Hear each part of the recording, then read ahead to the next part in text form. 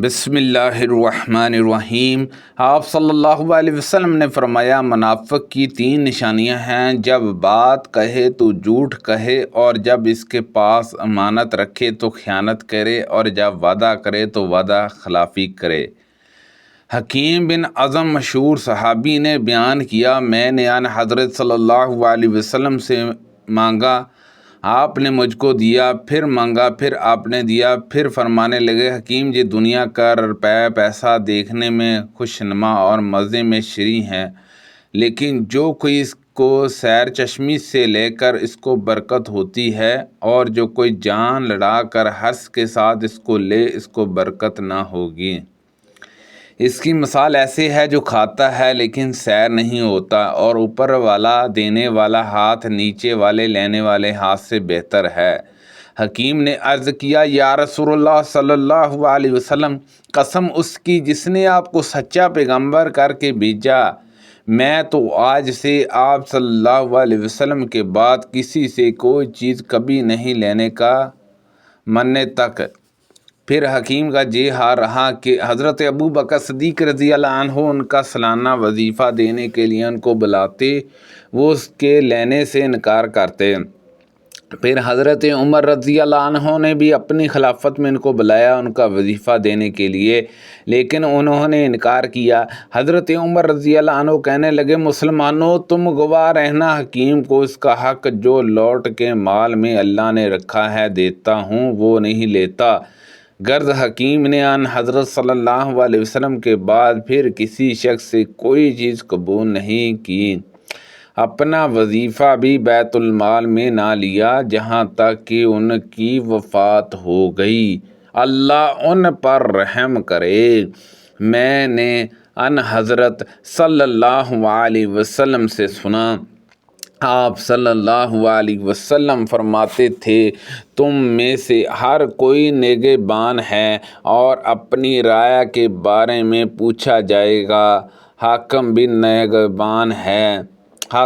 نگہبان ہے، اپنی رعایا کے بارے میں پوچھا جائے گا، اور مرد اپنے گھر والوں کا نگہبان ہے اور اپنی رعایا کے بارے میں پوچھا جائے گا، اور عورت اپنے خاوند کے گھر کی نگہبان ہے، اپنی رعایا کے بارے میں پوچھی جائے گی، اور غلام اپنے صاحب کے مال کا نگہبان ہے اور اپنی رعایا کے بارے میں پوچھا جائے گا۔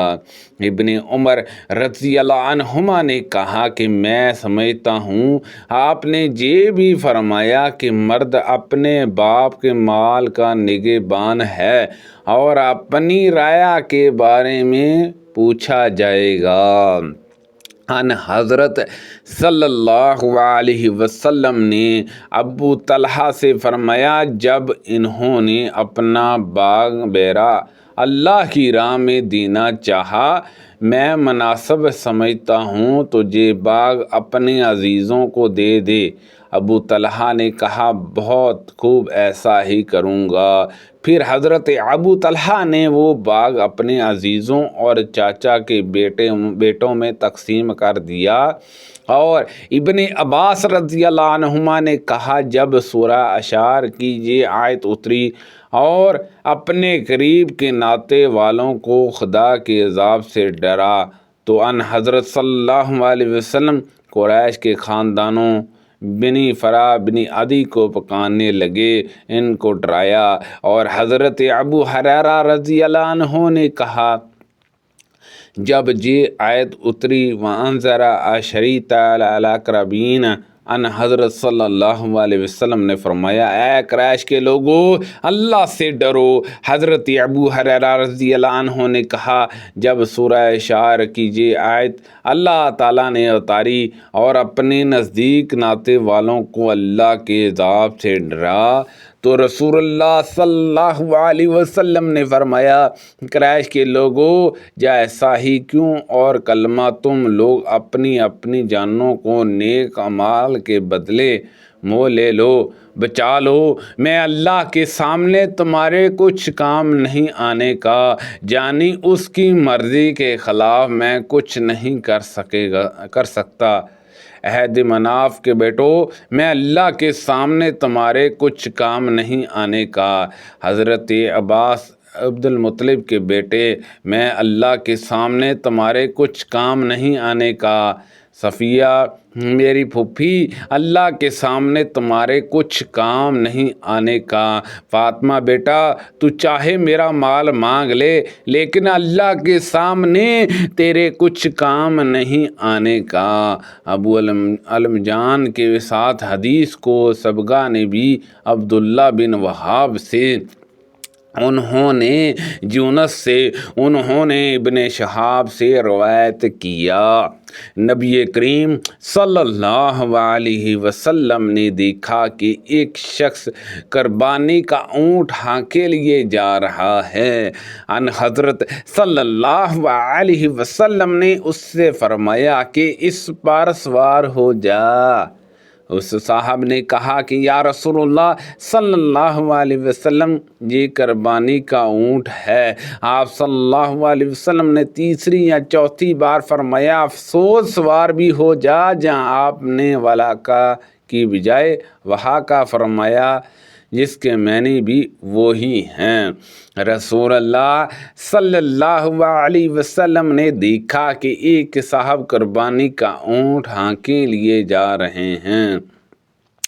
آپ صلی اللہ علیہ وسلم نے فرمایا کہ اس پر سوار ہو جا، لیکن اس نے معذرت کی کہ یا رسول اللہ صلی اللہ علیہ وسلم یہ تو قربانی کا ہے۔ آپ صلی اللہ علیہ وسلم نے پھر فرمایا سوار بھی ہو جا۔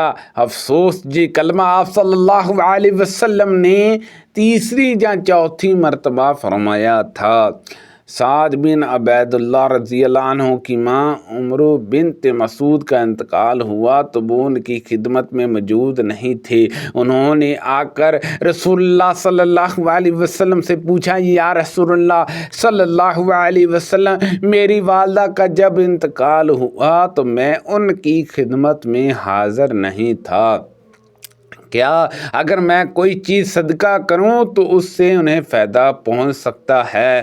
آپ صلی اللہ علیہ وسلم نے اس بات میں جواب دیا تو انہوں نے کہا کہ میں آپ کو گواہ بناتا ہوں کہ میرا مخرف نامی باغ ان کی طرف سے صدقہ ہے۔ سبحان اللہ عز و جل۔ میں نے کعب بن مالک رضی اللہ عنہ سے سنا، وہ بیان کرتے ہیں کہ میں نے عرض کیا یا رسول اللہ صلی اللہ علیہ وسلم میری توبہ غزوہ تبوک میں نہ جانے کی قبول ہونے کا شکرانہ جی ہے کہ میں اپنا مال اللہ اور اس کے رسول کے راستے میں دے دوں۔ آپ صلی اللہ علیہ وسلم نے فرمایا کہ اگر اپنے مال کا ایک حصہ اپنے پاس ہی باقی رکھو تو تمہارے حق میں یہ بہتر ہے۔ میں نے عرض کیا کہ پھر میں اپنا خیبر کا حصہ اپنے پاس محفوظ رکھتا ہوں۔ یہ روایت انہوں نے حضرت انس رضی اللہ عنہ سے کی ہے کہ انہوں نے بیان کیا جب سورۃ آل عمران کی یہ آیت نازل ہوئی کہ تم نیکی ہرگز نہیں پا سکتے جب تک اس مال میں سے خرچ نہ کرو جو تم کو زیادہ پسند ہے، تو حضرت ابو طلحہ رضی اللہ عنہ نے رسول اللہ صلی اللہ علیہ وسلم کی خدمت میں حاضر ہوئے اور عرض کیا یا رسول اللہ صلی اللہ علیہ وسلم اللہ تبارک تعالیٰ اپنی کتاب میں فرماتا ہے کہ تم نیکی ہرگز نہیں پا سکتے جب تک اس مال میں سے خرچ نہ کرو جو تم کو زیادہ پسند ہے، اور میرے اموال میں سب سے پسند مجھے بیرا ہے۔ بیان کیا کہ بیرا ایک باغ تھا، رسول اللہ صلی اللہ علیہ وسلم بھی اس میں تشریف لے جایا کرتے، اس کے سائے میں بیٹھتے اور اس کا پانی پیتے۔ حضرت ابو طلحہ نے کہا اس لیے وہ اللہ عز و جل کی راہ میں صدقہ اور رسول اللہ صلی اللہ علیہ وسلم کے لیے ہے، میں اس کی نیکی اور اس کے ذخیرہ آخرت ہونے کی امید رکھتا ہوں۔